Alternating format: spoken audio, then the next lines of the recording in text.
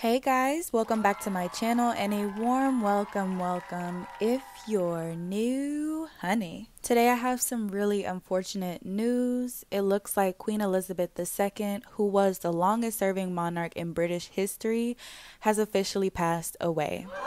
So if you're ready to get into the details of this story, just stay tuned.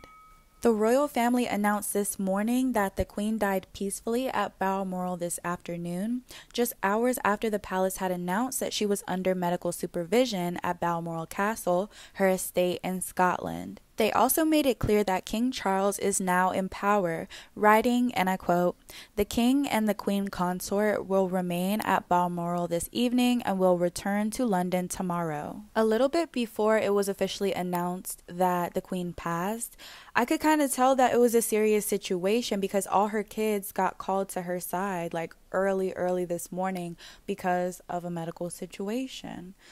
So it's really unfortunate that it ended up in her passing.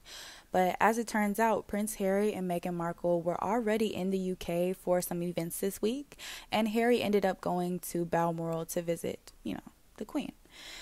I'm not sure why Meghan didn't go, but what I would assume is that maybe she just wanted it to be an intimate situation between the family. And I know that Meghan and the Queen, they haven't always seen eye to eye. So maybe she wasn't trying to put any extra stress by, showing her face, knowing that the Queen might kind of still have some feelings. Like she don't really like her like that.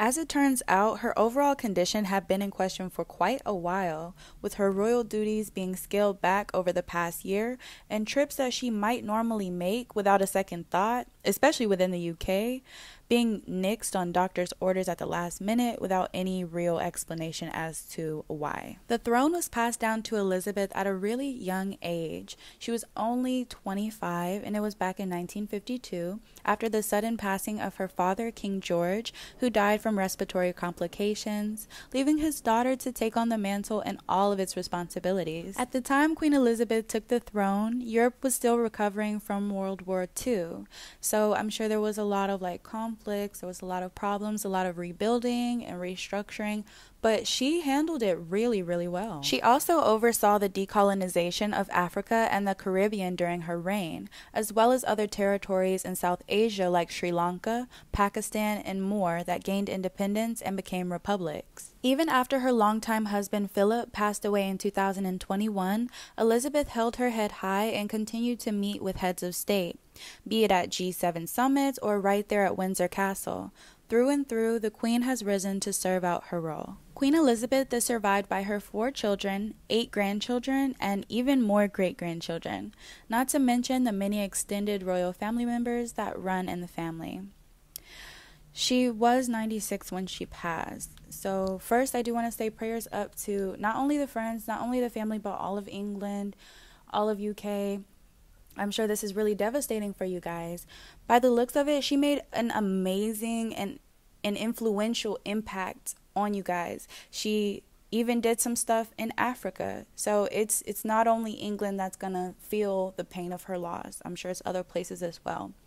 The good news is that she did make it to 96 and she was able to make that impact. So I really love that for her. It seems like what she was set out in the world to do, she did do it. And she does seem to be a very determined person. Like she was gonna do what she had to do. You know what I mean?